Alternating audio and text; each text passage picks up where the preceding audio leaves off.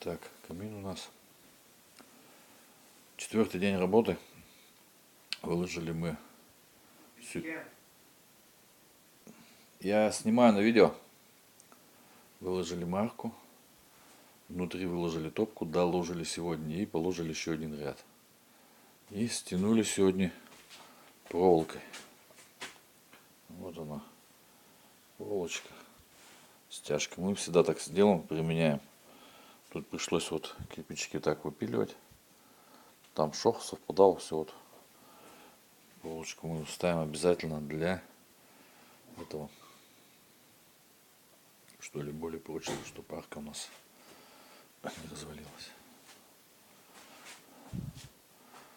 На сегодня все. Сейчас мы покушаем, помоем, потому что у нас маленько тут накапало.